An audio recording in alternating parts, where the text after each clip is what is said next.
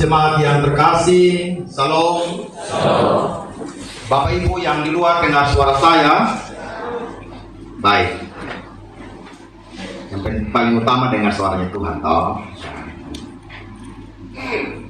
Selamat datang buat para tamu, simpatisan yang hadir pada hari ini dalam perjamuan kudus maupun dalam pelayanan akta gerejawi kita pada hari ini.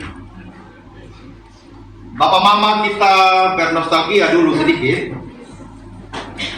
Saya ingat dulu kalau kita mau buat onde-onde, bukan langsung beli tepung di pasar, tepung apa, tapioka ya. Apa yang kita lakukan? Tumbuk itu ubi, betul? Berarti kita hidup dalam satu zaman susah. Habis jemur, tumbuk sama dia, baru apa? Pengayat. Tepung terbaik itulah yang kita gunakan untuk buat onde-onde ala zaman dulu. Kalau saya ngomong begini di Nimba, berada itu kode Pak Mama ya, tolong kirim ke pastori. Onde-onde khas zaman nostalgia dulu. Ditumbuk dulu, dipengayat dulu, masih ada yang rindil-rindil, ditumbuk lagi ulang, dan dipengayat lagi. Begitu ya, tidak gampang buat onde-onde zaman dulu ya. Sekarang ini kita tahu ada yang namanya telepon juga, lebih mudah dan gampang dapatkan.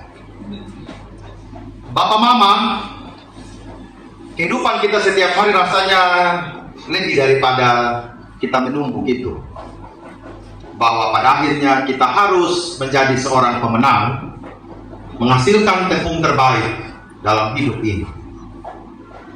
Tidak ada iman yang tidak digoncang oleh berbagai peristiwa hidup. Saya dan Papa Mama ini hanya dua saja. Tuhan berbicara kita lewat firman, atau Tuhan berbicara kita lewat peristiwa. Amin. Kalau dua-dua ini kita tidak mau dengar juga, saya tidak tahu. Dengan apa lagi Tuhan mau menegur saya dan Papa Mama semua.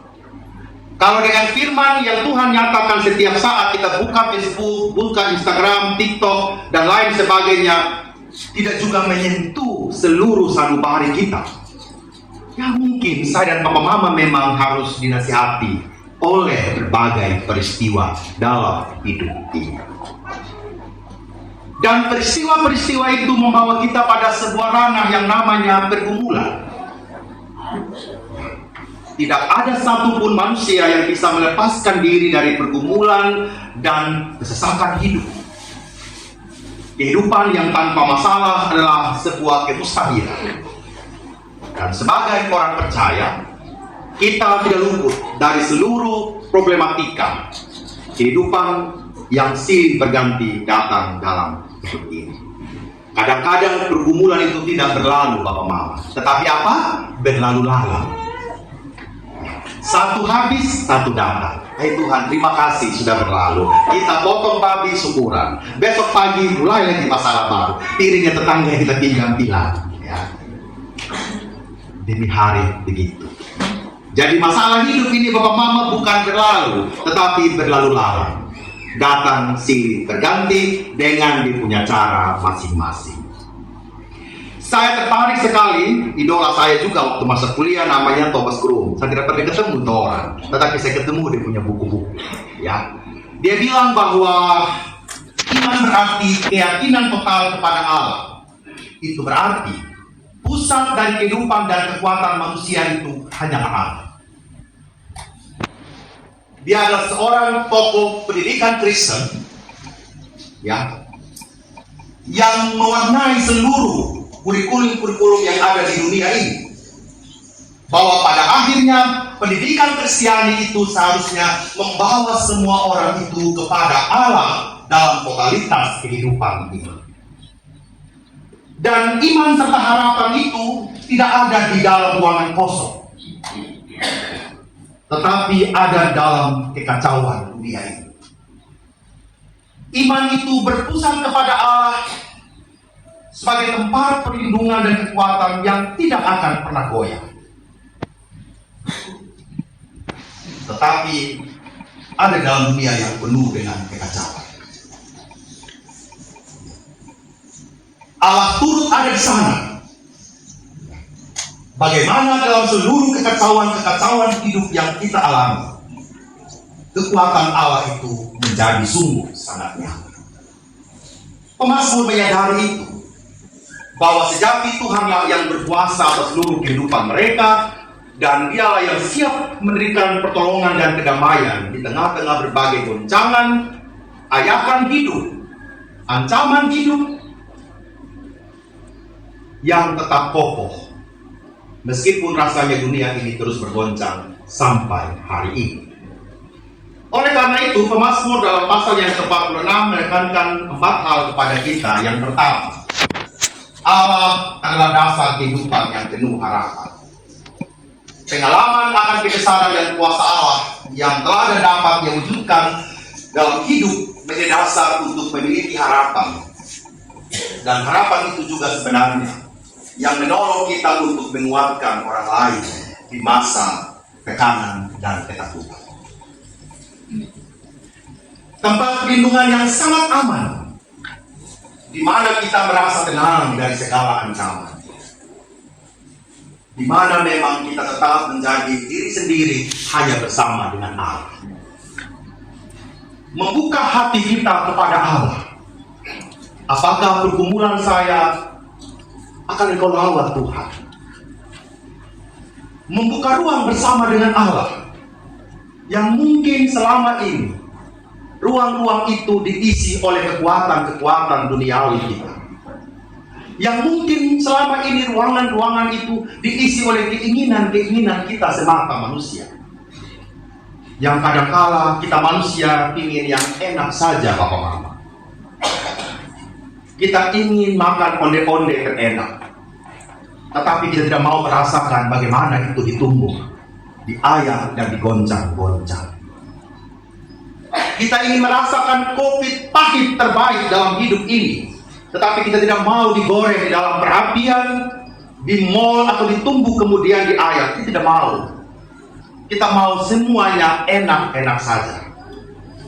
Bapak Mama, Mazmur 91 menekankan kepada kita, orang yang duduk dalam lindungan yang maha tinggi dan bermalam dalam naungan yang maha kuasa akan berkata, Tuhan, tempat perlindunganku dan kubu pertahananku, Allah yang kupercayai. Tidak ada yang lebih menyakitkan selain kita terjebak dalam keputusasaan. Menyakitkan, Bapak Mama. Kita punya Allah, tetapi seringkali kita terjebak dalam keputusasaan. Kita punya Allah yang hebat, tapi kita terjebak dalam kekecewaan yang mendalam. Dan kekecewaan itu membuahkan kepahitan.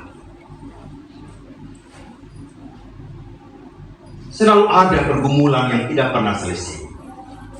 Dalam pertemuan majelis jemaat, kita masih membahas berulang kali keluarga yang tidak mau keluar dari akar pahit, dari kekecewaan yang mendalam. Papa Mama, apakah kita tidak punya pengharapan kepada Allah? Apakah kita menjadi orang-orang yang telah putus asa dan mengatakan orang lain adalah musuh kita yang abadi? Musuh kita yang abadi itu hanya satu, Papa Mama, iblis dan maut. Tapi kenapa orang lain kita jadikan musuh? Kenapa saudara kandung kita jadikan musuh? Kita terjebak dalam permainan si iblis. Dan kita mengatakan itu sudah yang baik, Pak. Itu sudah yang terbaik dalam hidup. Lebih baik tidak bertemu. Ya. Jangankan begitu, Bapak Mama. Kemarin hari apa saya ketemu sebenarnya mantan, itu kan ya. Untuk dia senyum manis, aku status senyum manisnya seperti yang dulu, tapi hatinya tidak toh. Nah, gitu. Ya toh. Ya. Apa memang yang tersimpan di hati kita? Apakah kita begitu kecewa terhadap hidup ini dan tidak punya pengharapan untuk kita mengampuni orang lain? Jangan sampai Tuhan tidak menjadi kota benteng kita. Yang kita jadikan kota benteng adalah keinginan daging kita, Yang kita jadikan kota benteng adalah kemarahan-kemarahan kita. Yang kita jadikan kota benteng adalah akar-akar kepahitan itu. Hal yang kedua, Allah sebagai tempat perlindungan. Dalam setiap ketakutan, kekhawatiran, kita bisa berlindung kepada Allah. Mencari perlindungan dalam doa dan firman. Khususnya kedua, saya punya adik yang baru sidin hari ini. Masa muda adalah masa yang penuh dengan pergolakan. Masa muda adalah masa di mana kita harus membuat keputusan penting dalam hidup ini. Jangan sampai kita tidak sedang menjadikan Allah sebagai tempat perlindungan kita, agar keputusan-keputusan kita benar-benar dilindungi oleh kehendak Allah. Amin. Jangan sampai keputusan-keputusan dalam hidup ini hanya dilindungi oleh emosional kita saja. Pokoknya saya tidak mau pergi gereja kalau pendeta Apri itu masih jadi pendeta. Omong Bapak Mama sama dia, saya siap digantikan. Gitu? Kenapa? Jangan sampai kepahitan kita yang melindungi kita, Bapak Mama. Seorang bayi dalam rahim ibu dilindungi oleh apa, Bapak Mama? Oleh apa itu? Namanya apa itu? Nah, dia sudah. Kantong itu apa dia namanya? Dia sudah. Ketuban ya. Apa itu? Plasenta. Dia hidup enak di dalam. Pas dia keluar dia menangis. Dunia sedang tidak baik-baik saja. Dia bilang ini. Dia bilang ini parah sudah hidup. Dia bilang 9 bulan ada enak-enak, bawa di mana-mana, di pesta makan sate, dia dihirup sate dan dalam perut begitu ya. Pas keluar, aduh dia lihat di dokter perawat semua, ditaringan semua ya. Dia menangis, merontak Bapak. Jangan sampai hidup kita dilindungi oleh kepahitan, Bapak. Keputusan yang kita buat tiap hari itu yang ada hanyalah kepahitan. Jadi pokoknya selewat yang buka rumah saya tidak tahu yang memang. Dia mantan yang paling menyakitkan hidup saya. Ya. Jadi begini terus, atau itu masuk selokan. Karena apa? Dilindungi oleh kepahitan, bukan damai sejahtera. Bapak Mama tatap mantan dengan damai sejahtera. Ya, kau apa juga gitu kan ya. Jangan sampai Bapak Mama kita punya hidup ini benar-benar tidak diselumuti oleh damai sejahtera. Sehingga kita ikut bergemuruh, orang lain emosi, kita juga emosi. Orang lain jahat sama kita, kita juga jahat sama orang lain. Karena apa? Yang kita selimuti bukanlah perlindungan dari Allah. Bukan sabuk pengaman yang berasal dari Allah, tetapi sabuk pengaman yang kita buat sendiri, dan itu akan memantulkan juga kepada orang lain. Pergumulan hidup, jika kita tidak sedang menjadikan Tuhan sebagai satu-satunya juru selamat, Bapak Mama, kitanya tidak tenang, satu rumah tidak tenang. Betul tidak, Bapak Mama? Kalau seorang kepala keluarga tidak mampu untuk mengendalikan diri dan membuat Allah sebagai tempat perteduhan, saya bayangkan itu rumah itu kayak neraka, Bapak Mama. Seorang ibu, seorang anak tidak menyadari bahwa hidupnya harus dilindungi oleh Allah, rasa-rasanya rumah itu juga tidak akan membawa damai sejahtera. Adik-adik, adik Lingga, ingatlah, kalian harus menjadi berkat di mana engkau berada. Tidak membawa gemuruh-gemuruh yang tidak perlu di dalam keluarga kita. Yang ketiga, Allah sebagai sumber kekuatan. Kekuatan bukan hanya tentang kuatnya fisik kita, tetapi juga mental, emosional, dan spiritual kita.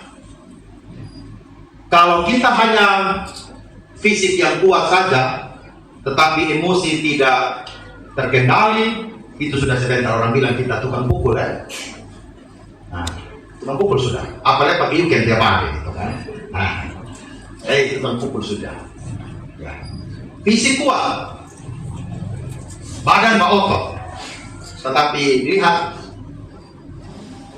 botol lemah, moke.